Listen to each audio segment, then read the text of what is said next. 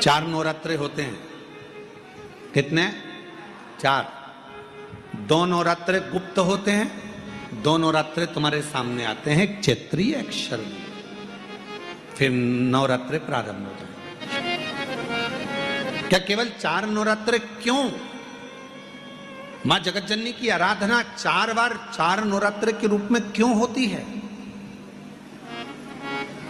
हमारा बचपन, हमारी जवानी, हमारी अधेड़ी और हमारा बुढ़ापा, 4 अवस्था में यह नवरात्रे की जो साधना होती है, नवरात्रे में जो आराधना होती है, जो नवरात्रे में माँ आद्य शक्ति दुर्गा भवानी माँ पार्वती की पूजन होती है, माँ गोरा के रूप में, चंद्रघंटा के रूप में, स्कंद के रूप में, कुष्मांडा के रूप में, माँ कात्यायनी के रूप में, माँ कालरात्रि के रूप में, जब हम माँ आद्य शक्ति की आराधना करते हैं तो वो नवरात्रे हमारे शरीर को एक ऊर्जा देते हैं। गुप्त नवरात्रे के पहले दिन से ये शिव पुराण की कथा प्रारंभ हो रही है और आप सबको मालूम होगा 4 नवरात्रे होते हैं। उन 4 नवरात्रे में 2 नवरात्रे गुप्त माने गए और उसमें भी जो आषाढ़ महीने का जो नवरात्रा आता है, जो आज से प्रारंभ हुआ है, कहते हैं अगर कोई स्थिर होकर एकांत में बैठकर भगवान शंकर के नाम का मात्र संबोधन श्रवण कर लेता है, सुन ले, गुनगुना ले, शिव को याद कर ले, तो कहते हैं शिव और शक्ति की दोनों की कृपा उसके ऊपर बनी ही रहती है। और फिर निवेदन करेंगे, आज से नवरात्रे प्रारंभ हुए हैं, 9 दिन तक ये गुप्त नवरात्रे के 9 दिन, अगर आपको ऐसा लगता है कि शिवजी आप बाबा मेरी नहीं सुन रहा, बहुत संघर्ष का जीवन चल रहा है, बहुत परेशानी का जीवन चल रहा है, बहुत कष्ट का जीवन चल रहा है और कोई मंजिल, कोई राह, कोई मार्ग दिख ही नहीं रहा, तुम्हारा कैसा भी दुख है, जो आज गुप्त नवरात्रे प्रारंभ हुए जून से, आज से 9 दिन तक का एक नियम ले लो गुप्त नवरात्रे में कि मुझे शिवजी के मंदिर में अशोक सुंदरी वाली जगह पर एक बेलपत्र माँ हेमवती माता के नाम से, कौन सी माता? हेमवती, माँ हेमवती के नाम से एक बेलपत्र अशोक सुंदरी वाली जगह पर समर्पित करूंगी। 9 दिन का एक नियम धारण करो और 12वें या 15वें दिन आप देखिए आपका जो दुख है मेरा बाबा उसको काट कर ही रहा। गुप्त नवरात्रे जो आज से प्रारंभ हुए हैं, गुप्त नवरात्रे जो आषाढ़ महीने का ये गुप्त नवरात्रा है, इस नवरात्रे में हेमवती माता का स्मरण करना, एक बेलपत्र का पूजन करना, या एक बेलपत्र के वृक्ष के नीचे आप 9 दिन तक भी, अगर मंदिर तक भी नहीं जा सकते, मंदिर में आप बेलपत्र रखने नहीं जा सकते, तो आपके घर के आंगन में, द्वारे पर, बगीचे में, आपके घर के पास अगर कोई बेलपत्र का पौधा है, वृक्ष है, उस बेलपत्र के वृक्ष के सामने एक बेलपत्र का पत्ता रखकर भी अगर आप उस पर जल चढ़ा रहे हैं या पूजन कर रहे हैं हेमवती माता के नाम से, तो उसका फल आपको मिलेगा। और मान लो बेलपत्र का वृक्ष भी नहीं है, हम मंदिर भी नहीं जा सकते, हम कहीं नहीं जा सकते, घर से बाहर कैसे निकलें? पानी तेज है, जलवृष्टि हो रही है, बहुत सा पानी है, तो क्या करें? अपने घर में जो शिवलिंग है, तुम्हारे घर में अगर जो शिवलिंग है, तुम्हारे घर में जो शिवलिंग विराजमान है, उसी शिवलिंग के साक्षी में, सम्मुख में भी अगर हेमवती माता का नाम लेकर अगर एक बेलपत्र समर्पित करोगे 9 दिवस तक, तो उसका फल मिलेगा जरूर, उसका जल, उसका फल मिलेगा। फिर से बोलो, कौन माता है? हेमवती माता। कौन है ये? शिव महापुराण की कथा कहती है, जब माता पार्वती जी हिमालय राज के घर में प्रगटी और हिमालयों की कंदरा में बैठकर मां पार्वती जी तप साधना में लीन हुई, जितनी परीक्षा भगवान शंकर ले सकते थे शिव जी ने सारी परीक्षा ली। ब्रह्मदेव परीक्षा लेने आए, भगवान नारायण परीक्षा लेने आए, इंद्रदेव आए, सप्तऋषि आए, सारे साधु संतों को परीक्षा लेने भेजा, पर मां उन परीक्षाओं में पास होती चली गई। तब भगवान शंकर ने दर्शन देकर कहा, पार्वती आज से तुम्हारा नाम हेमवती रहेगा। सुनो पार्वती, तुम्हारे इस नाम की आराधना जो तुम्हारे गुप्त स्वरूप में करेगा उसको मनवांचित फल की प्राप्ति हो जाएगी। और वो फल, आज कथा अगर प्रारंभ हुई है और आप लोगों को मौका मिला है तो इस कथा का स्मरण अपने जीवन में जरूर करें। अगर इस गुप्त नवरात्रे के अंतर्गत 9 लाल फूल और 5 श्वेत पुष्प, ये दोनों, लोग कहते हैं गुप्त नवरात्रे में हम देवी की आराधना करें, गुप्त नवरात्रे में हम भगवान की आराधना करें, पर शिव महापुराण की कथा कर रही है, भगवान शंकर का चरित्र कथा है।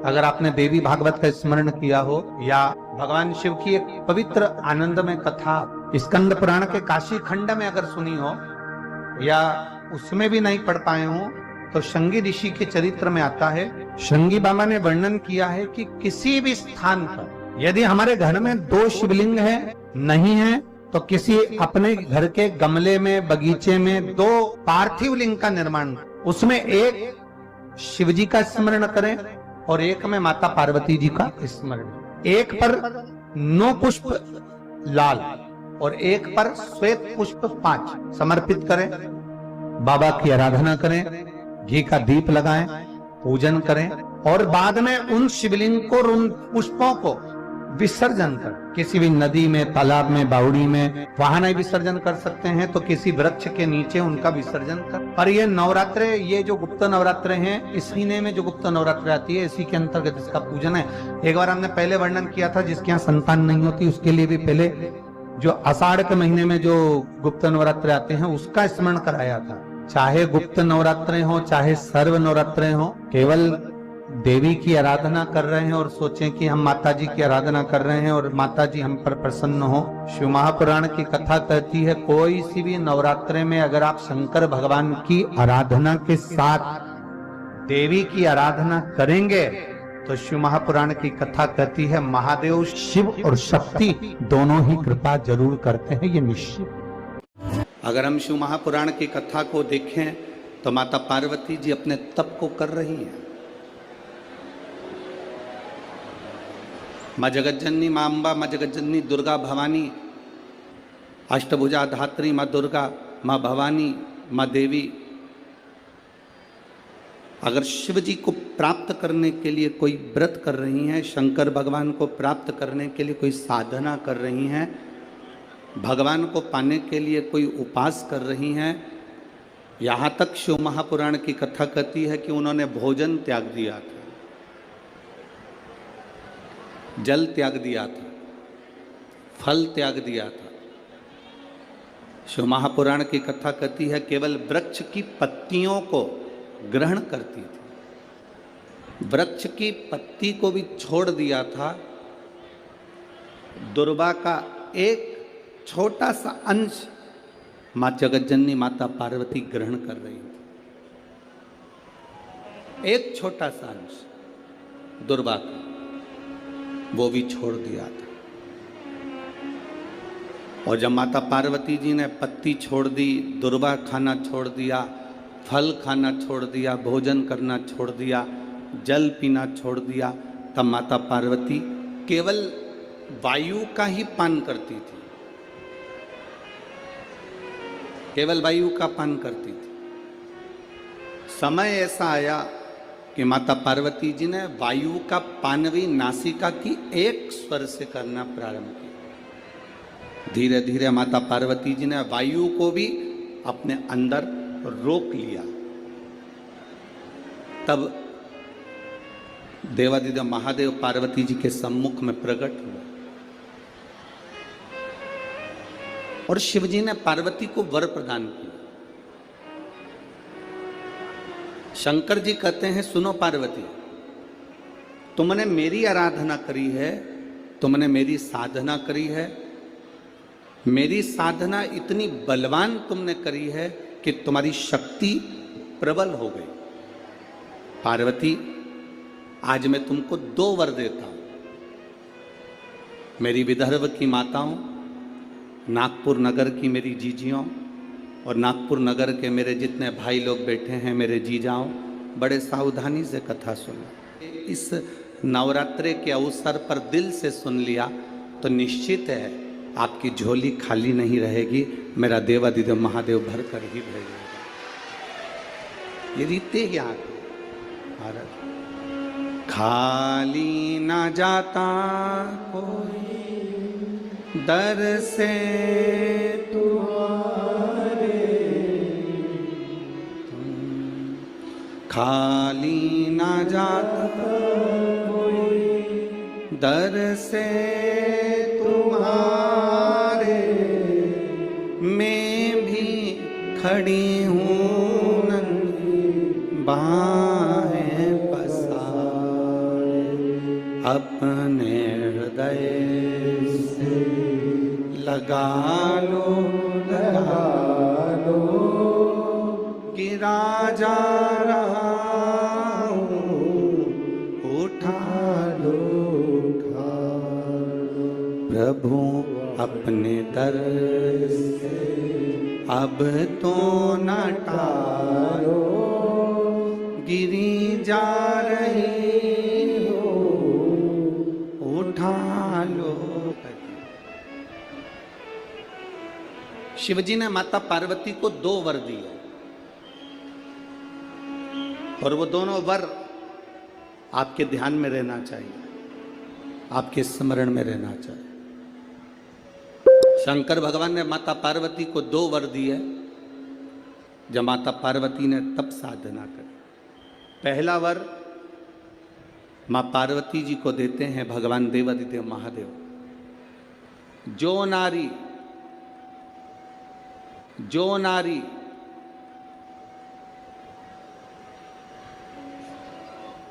जो पुरुष, कोई बेटी कोई बेटा, जो नारी जो पुरुष, संत साधु महात्मा सन्यासी त्यागी बैरागी, कोई बालक कोई बुजुर्ग, जब भी किसी व्रत को धारण करेगा, कोई भी व्रत हमने अपनी जिंदगी में उठा लिया, कोई व्रत धारण करेगा तो शंकर भगवान कहते हैं उस व्रत को पूर्ण करने की शक्ति, बल पार्वती तुम और मैं, शिव और शक्ति दोनों प्रदान करेंगे। जब भी कोई व्रत उठे,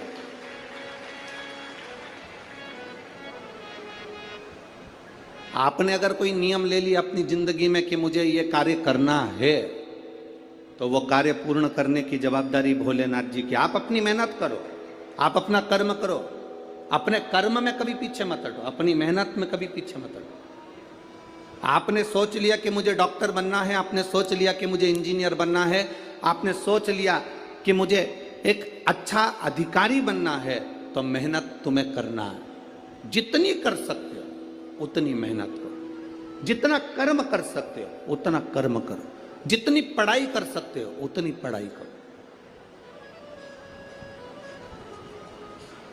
किसी आडंबर में पढ़कर कोई तुमसे कह दे कि मेरे पास आकर बैठ जाना, मैं तुमको ऐसा भभूति बनाकर दे दूंगा कि जिससे तुम पास हो जाओगे या जिससे तुम उत्तीर्ण हो जाओगे या तुम्हारी नौकरी लग जाएगी। ना ना ना, अपनी मेहनत अपना कर्म अपने को करना है, तब हम उन्नति की सीढ़ी पर चढ़ सकते हैं, आगे बढ़ सकते हैं। अपनी उन्नति की सीढ़ी पर चढ़ने के लिए अपनी मेहनत जरूरी है, अपनी मेहनत। आप अगर मेहनत करो ही नहीं और सोचो कि आप बहुत ऊपर की ओर बढ़ जाओ तो बड़ा कठिन है हमारा। नवरात्र में जितनी शंकर की आराधना कर सकते हो उतनी करो। शंकर की आराधना करने से नवरात्र में शक्ति का बल बढ़ता है।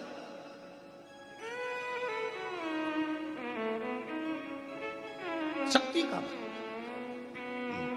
क्यों गुरुजी नवरात्र में शंकर जी की आराधना क्यों करना चाहिए? हमने कहा अगर माता रानी से जो मांगना है तुम्हें। अगर तुमने नवरात्रे में शिव जी की आराधना करिए, शंकर की कथा सुनिए, शंकर की आराधना करिए, शिव स्तुति करिए, शंकर को एक लोटा जल चढ़ाया, मां आद्य शक्ति तुम्हारे पर कृपा करेगी। क्यों?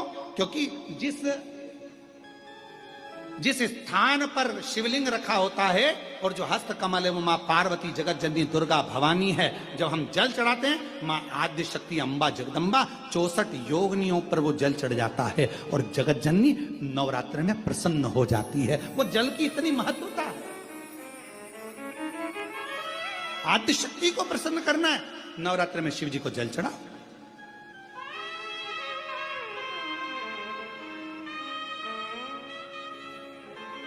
कोई बेटा बेटी है,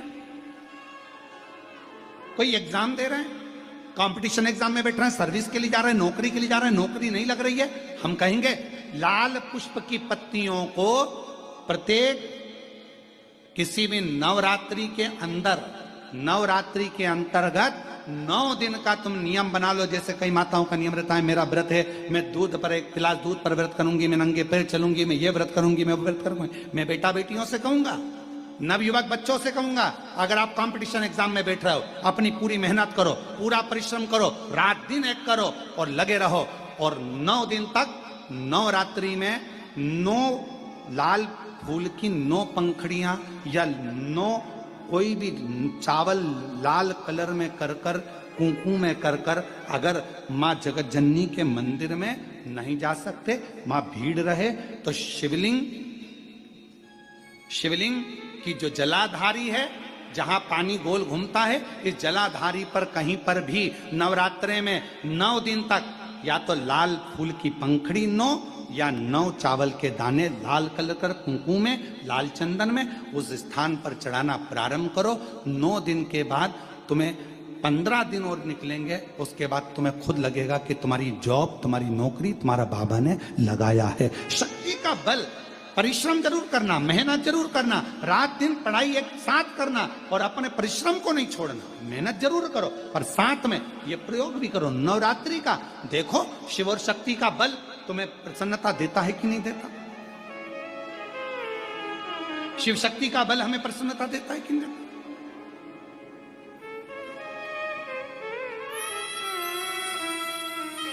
अब कई लोग ऐसे होते हैं, हम नवरात्रि आई है, माता रानी को भज रहे हैं, जगत जननी दुर्गा भवानी को भज रहे हैं, पर शिव जी के मंदिर तक नहीं जा रहे, समय नहीं मिल रहा मंदिर जाने का, क्योंकि माता जी के मंदिर जाते हैं, माता जी को प्रणाम। अरे उस शंकर को पहले भजो, सवेरे उठते से ही पहला 1 लोटा जल शिव को, क्योंकि उसी के माँ जगत जननी हस्तकमल पर जल जाना जरूरी है। शंकर का चढ़ा वो हमें फल प्रदान करे, सुख दे, आनंद का।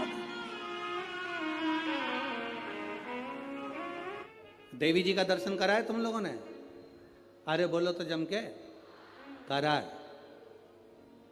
तलवार है उनके हाथ में, ठीक है। काय पे बैठी हैं? शेर पे। तुम मोटरसाइकिल पे बैठ के इतनी घबरा जाती हो कि कोई तुम्हें घूर के देख ले तो तुम्हारी आंख में आंसू आ जाता है। वो भवानी है, दुर्गा शेर पर बैठी थी। शुंभ और निशुंभ दोनों राक्षसों ने आकर कह दिया था, ए सुंदरी, हम दोनों में से एक से तू शादी कर ले तो बच जाएगी, नहीं तो मर जाएगी। देवी अंदर गई गुफा में, शंकर भगवान से कहा, शुंभ निशुंभ आए हैं दरवाजे पर। तो भगवान शंकर मुस्कुरा कर बोले, तुम मुझसे कहने आई हो, तुम स्त्री हो, एक नारी में आधा शंकर होता है। जब शंकर तुझ में है, शक्ति तुझ में है, शिव तुझ में है, तो तू दुनिया से निपट सकती है। चढ़ जा शेर पर, उठा तलवार, कर संहार।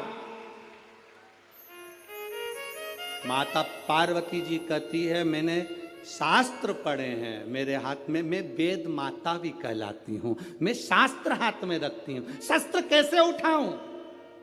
शंकर भगवान कहते हैं, संस्कृति को बचाना है, संस्कारों को बचाना है तो शास्त्र उठाना पड़ेगा और अपने आप को और सनातन धर्म को बचाना है तो शस्त्र भी उठाना पड़ेगा। यह हमारे को ऊपर निर्भर करता है। हम शास्त्र भी उठा सकते हैं और शस्त्र भी उठा सकते हैं। ये मां जगजननी दुर्गा भवानी का दर्शन करने जाओ तो उस माता को प्रणाम कर कर उससे कहकर आना, मां जब शास्त्र की जरूरत हो तब मुझे शास्त्र देना, और जब शस्त्र की जरूरत हो ऐसा बल देना, ऐसा शस्त्र देना कि दुनिया के लोग याद रखें, हम याद रखें। कभी जिंदगी में मौका मिले तो 5 दुर्बा, कितनी दुर्बा जम के बोलो जरा, 5 दुर्बा 1 बेलपत्र। कभी अगर मौका मिले जीवन में 5 दुर्बा 1 बेलपत्र, 1 अक्षत, 1 चावल का दाना,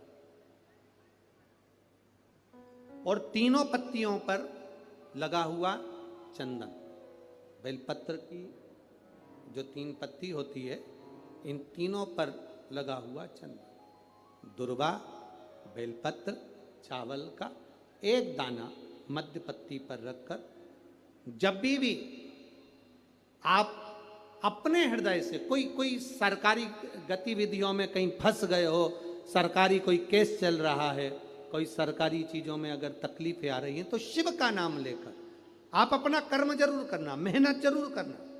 कर्म के साथ में शंकर पर विश्वास रखकर 1 अक्षत का दाना, 1 बेलपत्र, 5 दुर्बा हाथ में लेकर शिव का स्मरण कर कर श्री शिवाय नमस्तुभ्यम कहकर, अगर श्री शिवाय नमस्तुभ्यम भी नहीं कह सकते, पंचाक्षर मंत्र नमः शिवाय, षडाक्षर मंत्र ओम नमः शिवाय, या फिर श्री शिवाय नमस्तुभ्यम बोलकर शिव को जो स्थान आपको बताया है, स्थान देखा है ना, फिर ध्यान देंगे, अशोक सुंदरी से शिवलिंग के बीच की जो खाली जगह है, देख रहे हो आप लोग, एलईडीओं पर ध्यान देना। एलईडी और अपने अपने मोबाइल पर अगर आप कथा सुन रहे हो, या यहाँ पंडाल में कथा सुन रहे हो, या आस्था चैनल पर सुन रहे हो, तो वहाँ शिवलिंग, अशोक सुंदरी का स्थान, बीच में जो खाली जगह है, इस खाली जगह पर बेलपत्री और दुर्बा का जो पीछे का भाग है, वो पीछे का भाग अशोक सुंदर की ओर होना चाहिए, अशोक सुंदरी की ओर उसका भाग हो जाए, और पत्ती को इस तरह से शिवलिंग और जो खाली जगह है उसके मध्य में रखकर, कोई सरकारी चीज के लिए, कोई प्रशासनिक चीज के लिए, कोई केस के लिए, कोई कानूनी कार्यवाही के लिए, कोई तकलीफ में घिरे हुए हो, तो उस स्थान पर ये बेलपत्र केवल 1 बार चढ़ाकर बाबा से विनती करना, बाबा उसको स्वीकार जरूर करेगा, कार्य सफल जरूर करेगा। 1 बेलपत्र शिव भक्ति के लिए, 1 बेलपत्र की मूल, 1 शिव कथा कर रही है। आप लोगों के घर में रुद्राक्ष है?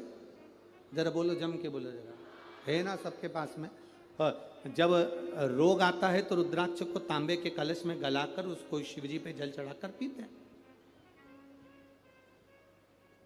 और यदि जिस दिन तुमको लगे कि आज मेरा मन शांत नहीं है, आज मेरे घर में अशांति सी लग रही है, क्लेश बहुत है, मन में शांति नहीं है, टेंशन बहुत चल रहा है, उस दिन थोड़ी देर के लिए लेफ्ट हाथ में रुद्राक्ष का मन का, सीधे हाथ से बाबा देवादिदेव महादेव का हाथ रखकर शिव जी के नाम का स्मरण कर कर महामृत्युंजय याद हो तो वो जप लें, ना हो श्री शिवाय नमस्तुभ्यम जप लें, ना हो पंचाक्षर षडाक्षर जप लें। केवल 3, 5 या 7 बार बोल लो, उस रुद्राक्ष को हृदय से लगाकर वापिस जहाँ रखा था वहीं रख दो। आपको 15 मिनट के अंदर अंतर मालूम पड़ जाएगा कि घर के अंदर शांति हुई कि नहीं हुई। ये प्रैक्टिकल जरूर करना, कहीं सियोर वाला महाराज झूठ तो नहीं बोल रहा, इसलिए प्रैक्टिकल करना जरूरी है, प्रैक्टिकल बहुत जरूरी है। देवी जी की स्थापना होती है, तांबे का, पीतल का, स्टील का, मिट्टी का,